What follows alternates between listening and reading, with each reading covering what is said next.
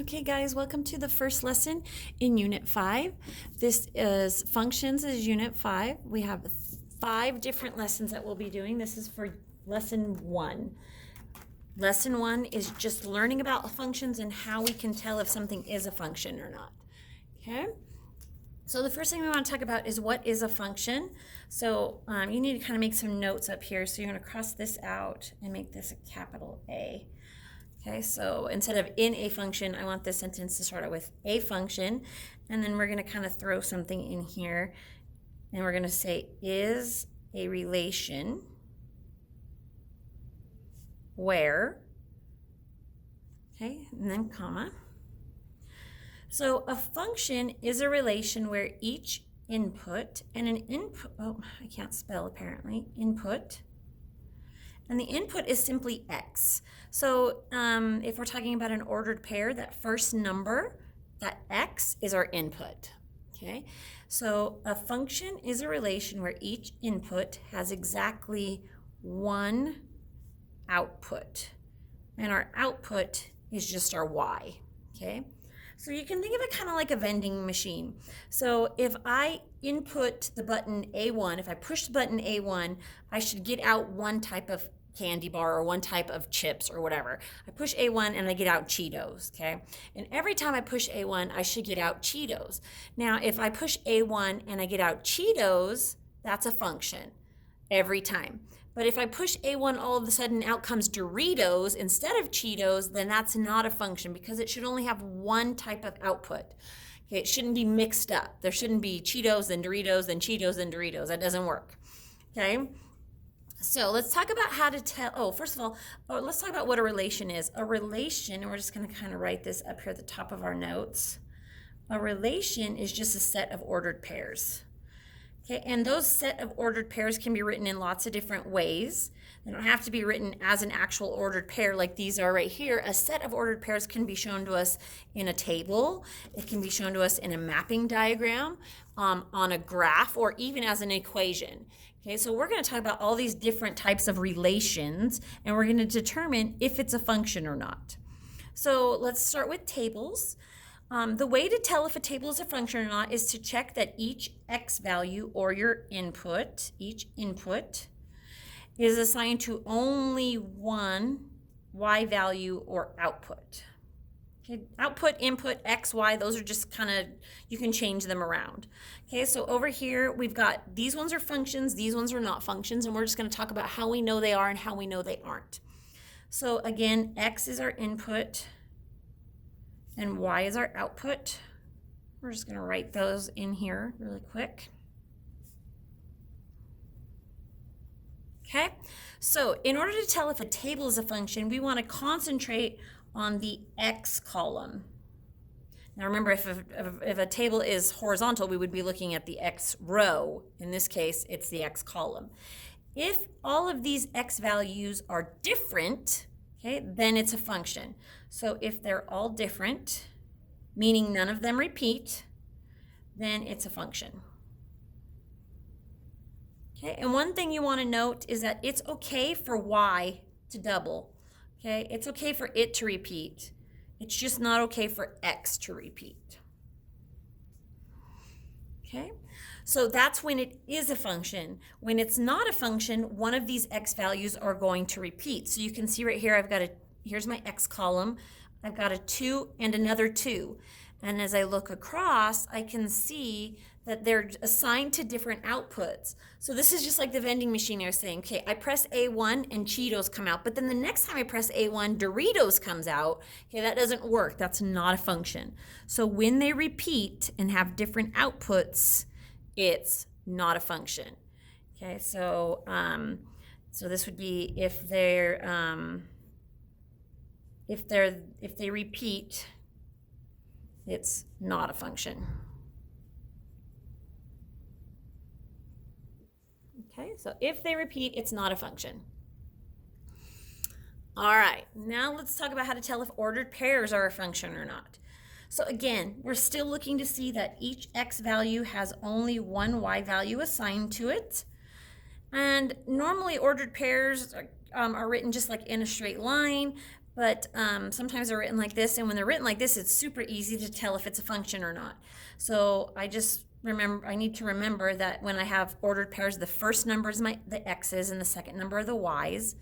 And so since I'm looking to see if the x's duplicate, I'm just going to look down this column of x's, and as long as none of them repeat, just like up here on the tables, then it's a function. So again, if they're all the same, or sorry, all different, my bad, all different, it means it's a function. Okay. And then just like with the table, I'm going to come over here. I'm going to look down my x column and see that I've got these 3's that repeat right here. Okay. And since I have these 3's that repeat equals not a function.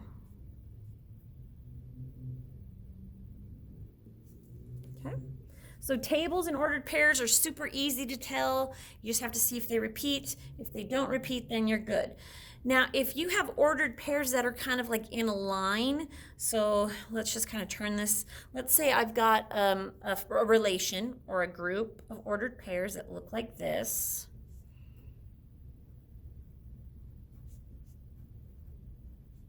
Okay, this is a group of ordered pairs, but they're written horizontally instead of vertically.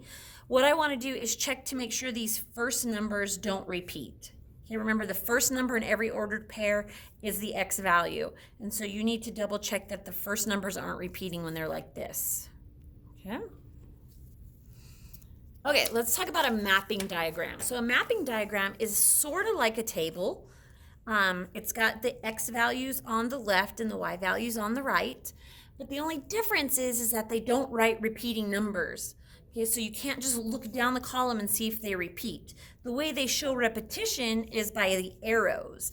So again, we're still checking to make sure our x values have only one y value assigned to them.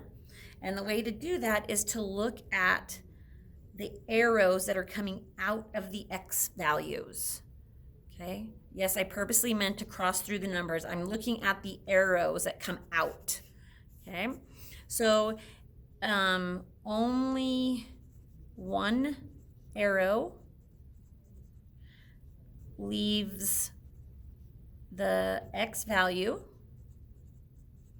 It equals a function. So since there's only one arrow every time, this is a function. And it's okay if one arrow comes into one y value twice.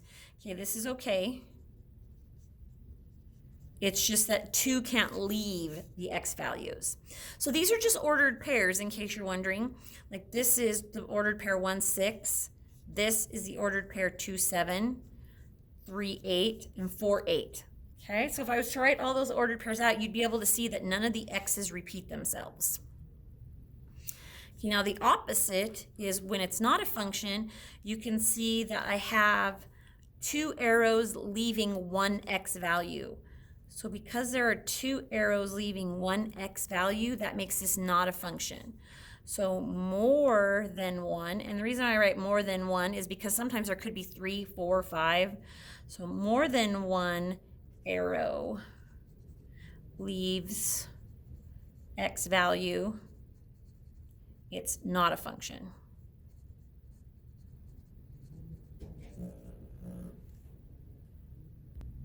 Okay, so that's the mapping diagram.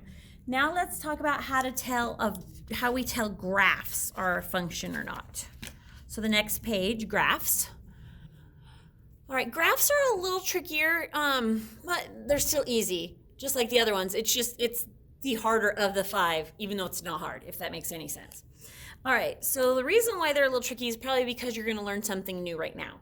So what we want to do in order to see if it's a function or not is to check to see if it passes the vertical line test. Okay, and so most of you don't know what a vertical line test is. A vertical line test means that when I draw a vertical line, now remember vertical is up and down, so we're just going to draw a little up and down line to show that that's what we mean. When I draw a vertical line is drawn on the graph, it will only intersect the graphed object at exactly 1 point and 1 point only. So let me show you what that means, because it's a lot easier to visualize it than to just hear it and understand it. So this V on right here is my graphed object on this graph, and this circle or this ellipse is the one I've got graphed here. So if I take just some straight edge, you can use your pencil, you can use a ruler, you can just kind of look and see. But if I was to draw a vertical line anywhere on this graph, it would only intersect my graphed object at one and only point. Okay, so now if I was to graph that same vertical line over here on this one, you'd see, and I know it's hard to see because this is a really dark drawing, but you'd see that it intersects at actually 2 different points, okay?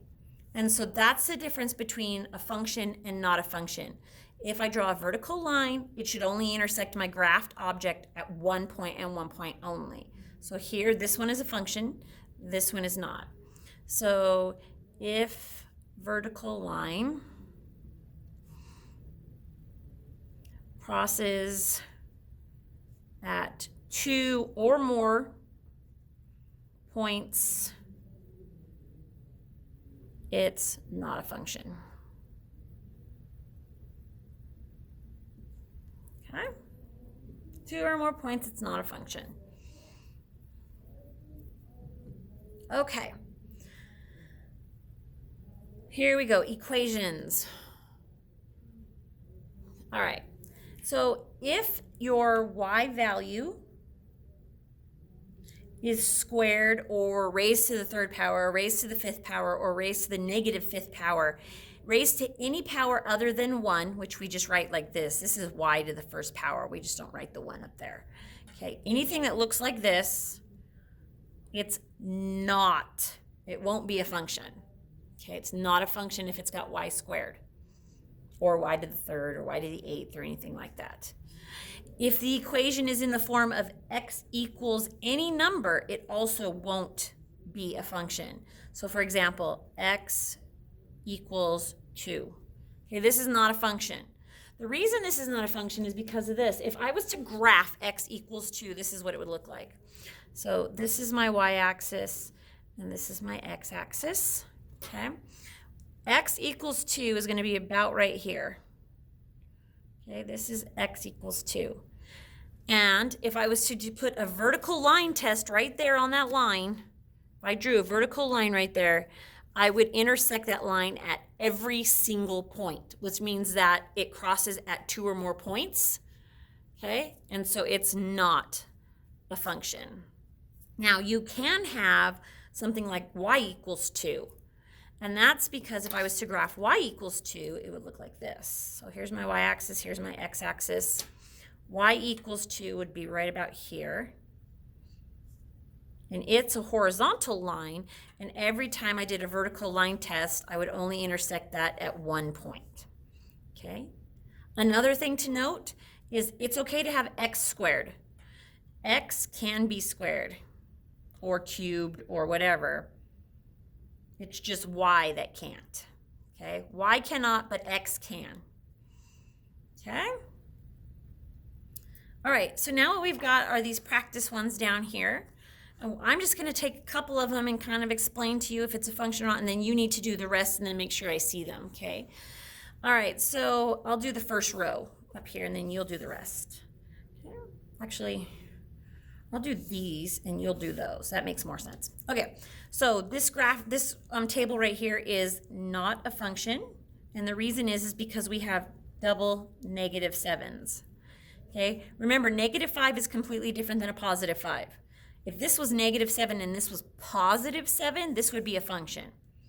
Okay, but negatives are the same, positive and negatives are different. Okay, this equation is a function. Remember, y cannot be squared. X can be squared, but y cannot. So x can be squared. Okay. This mapping diagram right here is not a function. And the reason is because if you look at negative 2, you can see 2 arrows leaving it. And so that one is not a function. This graph right here, if I was to draw a vertical line right here, I would intersect that graphed object at 3 different points. And so this one is not a function because it fails the vertical line test. These ordered pairs right here are a function. You can see that all of my x values are different. 1, 2, 3, 4. Okay, and because those are different, it's a function. Remember, y can repeat. That's okay. It's these ones that can't repeat. Okay, and the last one, this one right here, again, if I was to draw a vertical line test, it would cross at 2 different points, and so this one is not a function. Okay, so you'll try these 6 over here, and then if you have any questions, just let me know. Okay, thanks, guys.